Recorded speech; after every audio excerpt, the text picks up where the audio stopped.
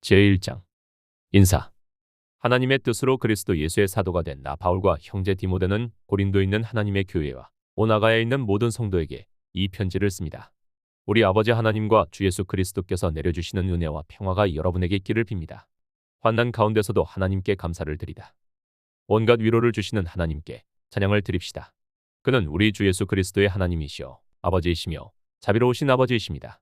우리가 온갖 환난을 당할 때 하나님께서는 우리를 위로해 주십니다. 하나님께서는 우리를 위로하셔서 온갖 환난 가운데 있는 사람들을 위로할 수 있게 하십니다. 그리스도의 고난이 우리에게 넘친 것과 같이 그리스도로 말미암아 받는 위로도 우리에게 넘칩니다.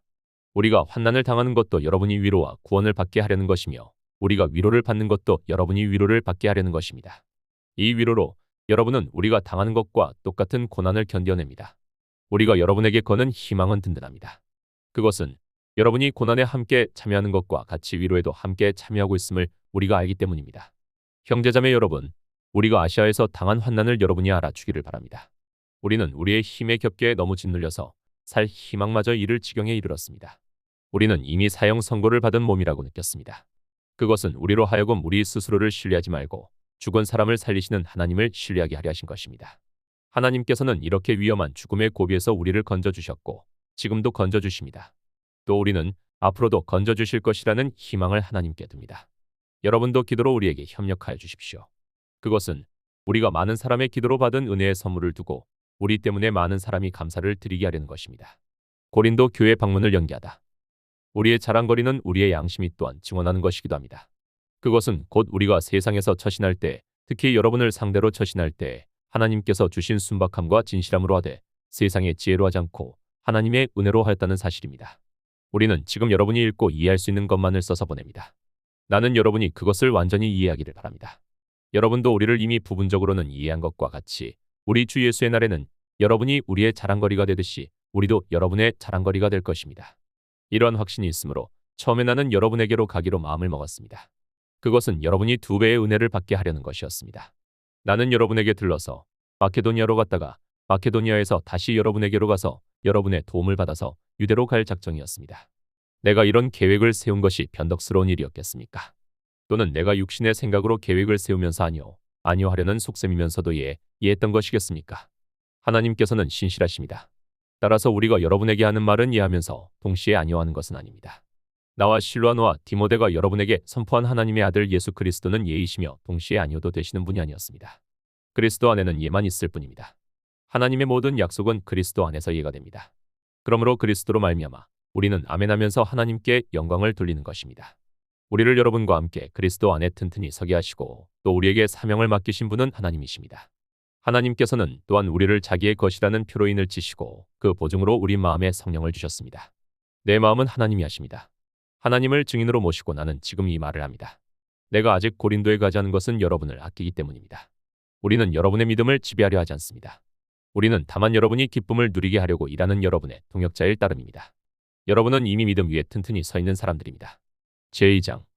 그러므로 나는 여러분에게 또다시 아픔을 주지 않아야 하겠기에 여러분에게로 가지 않기로 결심하였습니다. 나를 기쁘게 해줄 사람은 여러분밖에 없습니다.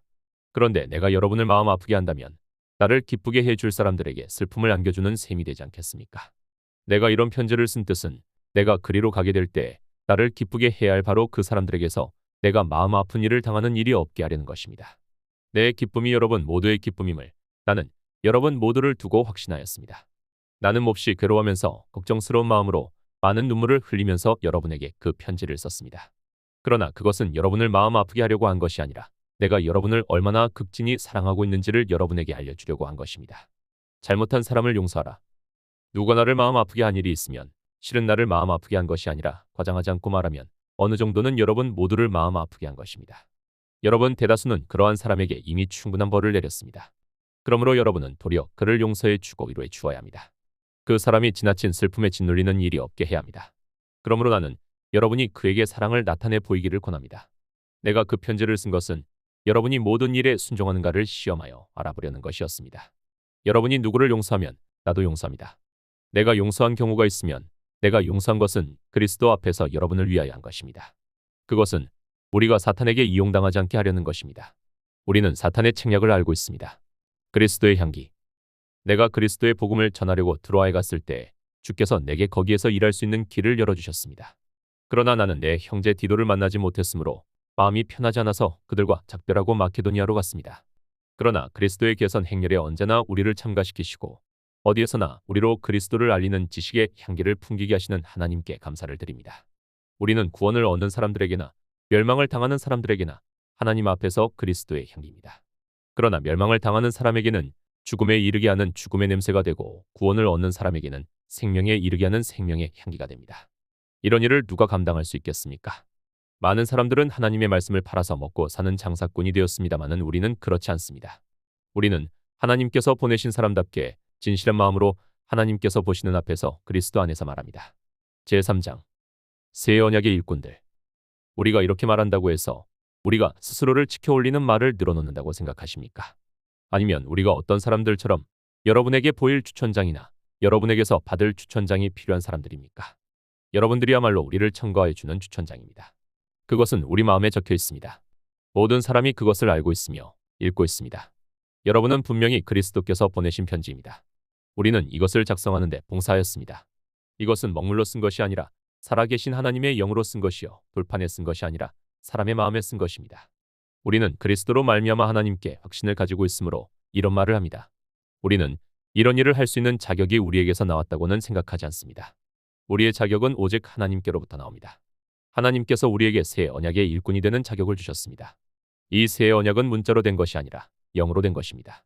문자는 사람을 죽이지만 영은 사람을 살립니다. 돌판에다가 문자로 새긴 율법을 선포할 때에도 빛이 났습니다. 그래서 이스라엘 자손은 비록 곧 사라질 광채이기는 하지만 모세의 얼굴에 나타난 그 광채 때문에 그의 얼굴을 똑바로 쳐다볼 수 없었습니다. 죽음에 이르게 하는 직분에도 이러한 영광이 따랐는데 하물며 성령의 직분에는 더욱더 영광이 넘치지 않겠습니까? 정죄를 선고하는 직분에도 영광이 있었으니 의의 직분은 더욱더 영광이 넘칠 것입니다. 참으로 이 경우에 이제까지 영광으로 빛나던 것이 이제 훨씬 더 빛나는 영광이 나타났으므로 그 빛을 잃게 되었다고 하겠습니다.